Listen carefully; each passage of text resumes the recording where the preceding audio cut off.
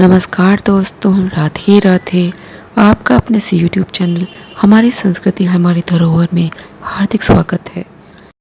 सनातन धर्म में एकादशी को सभी व्रतों से श्रेष्ठ माना गया है। यह श्री हरि विष्णु को समर्पित है। वैशाख मास में कृष्ण पक्ष में पड़ने वाली एकादशी व्रत को वरुथिनी या वरुथिनी एकादशी कहा जाता है।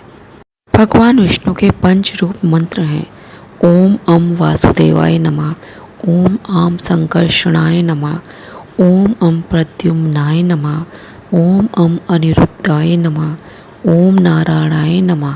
एकादशी का व्रत शास्त्रों में बेहद खास और बहुत मान्यता रखता है।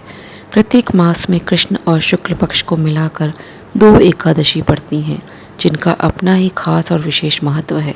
शास्त्रों में वैशाख मास में आने वाली एकादशी को वरुथिनी एकादशी के नाम से जाना जाता है। व्रत पारण कब करें? शास्त्रों की माने तो एकादशी व्रत का पारण द्वादशी तिथि समाप्त होने से पहले ही करना शुभ होता है। यदि द्वादशी तिथि सूर्योदय से पहले ही समाप्त हो जाती है तो इस स्थिति में सूर्योदय के बाद ही पारण किया जाता है।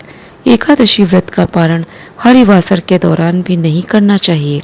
इसलिए जो भी ये व्रत रखते हैं और व्रत का पारण करते हैं उन्हें हरिवासर की अवधि समाप्त होने की प्रतीक्षा करनी चाहिए और फिर पारण करना चाहिए। एकादशी व्रत के नियम। शास्त्रों में प्रत्येक व्रत के कुछ ज़रूरी नियम बताए गए हैं। वरुथिनी एकादशी के भी कुछ नियम हैं जिनका पालन व्रती को करना चाहिए। शास्त्रों की माने तो जो भी व्यक्ति एकादशी का व्रत रखता है तो उसे दशमी तिथि से ही तामसिक भोजन से खुद को दूर रखना चाहिए। इस दिन व्रत रखने वाले जातक को मन, वचन और कर्म की शुद्धता रखनी चाहिए। एकादशी के व्रत में चावल नहीं खाना चाहिए। इस दिन चावलों का सेवन वर्जित होता है।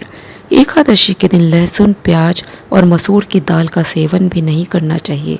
शास्त्रों के अनुसार इस दिन भगवान विष्णु को पीली चीज़ का भोग लगाकर उसमें तुलसी की पत्तियों को शामिल करना चाहिए। एकादशी उपाय। एकादशी के दिन सौभाग्य प्राप्ति के लिए भगवान विष्णु जी की पूजा के समय पीले वस्त्र धारण करने चाहिए। पूजा के समय भगवान विष्णु जी को भोग में तुलसी का पत्ता डालकर अर्पित करना शुभ होता है। शास्त्रों के अनुसार जीवन में सुख समृद्धि के लिए ज़रूरतमंद को भोजन कराकर चने, गुड़ और मुनक्के का दान करना चाहिए। घर की नकारात्मकता को दूर करने के लिए एकादशी की शाम घर के सभी कोनों में पीली सरसों के दाने डालने चाहिए। वरुथिनी एकादशी व्रत महत्व। इस दिन व्रत रखने और विधिवत पूजन करने से सभी दुख दूर होते हैं और जीवन में शांति आती है। मान्यता के अनुसार जितना पुण्य कन्यादान और वर्षों तक तप करने से प्राप्त होता है उतना ही पुण्य वरुथिनी एकादशी का व्रत करने से मिलता है। यह एकादशी दरिद्रता का नाश करने वाली और कष्टों से मुक्ति दिलाने वाली मानी गई है। इस दिन व्रत करने से घर में सुख समृद्धि और सौभाग्य आता है। मनुष्य के सभी पापों का अंत होता है और व्यक्ति को मोक्ष की प्राप्ति होती है। वरुथिनी एकादशी व्रत कथा। भगवान श्री कृष्ण ने कहा, हे राजेश्वर, वैशाख मास के कृष्ण पक्ष की एकादशी को वरुथिनी एकादशी के नाम से जाना जाता है। ये सौभाग्य देने वाली, सब पापों को नष्ट करने वाली तथा अंत में मोक्ष देने वाली है। इसकी महात्म्य कथा आपसे कहता हूँ। वरुथिनी एकादशी व्रत कथा। प्राचीन काल में नर्मदा नदी के तट पर मानधाता नामक राजा राज्य करते थे। वह अत्यंत दानशील तथा तपस्वी थे।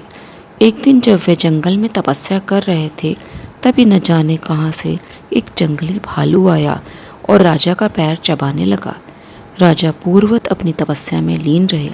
कुछ देर बाद पैर चबाते चबाते भालू राजा को घसीटकर पास के जंगल में ले गया। राजा बहुत घबराया, मगर तापस धर्म अनुकूल उसने क्रोध और हिंसा न करके भगवान विष्णु से प्रार्थना की। करुण भाव से भगवान विष्णु को पुकारा। उसकी पुकार सुनकर भगवान श्री हरि विष्णु प्रकट हुए और उन्हें चक्र से भालू को मार डाला। राजा का पैर भालू पहले ही खा चुका था। इससे राजा बहुत ही शोकाकुल हुए। उन्हें दुखी देखकर भगवान विष्णु बोले, हे वत्स, शोक मत करो, तुम मथुरा जाओ और वरुथिनी एकादशी का व्रत रखकर मेरी वाराह अवतार मूर्ति की पूजा करो। उसके प्रभाव से पुनः सुदृढ़ अंगों वाले हो जाओगे। इस भालू ने तुम्हें जो काटा है, यह तुम्हारे पूर्व जन्म का अपराध था। भगवान की आज्ञा मानकर राजा मानधाता ने मथुरा जाकर श्रद्धापूर्वक वरुधिनी एकादशी व्रत का पालन किया। इसके प्रभाव से राजा शीघ्र ही पुनः सुंदर और संपूर्ण अंगों वाला हो गया। इसी एकादशी के प्रभाव से राजा मानधाता स्वर्ग गए थे।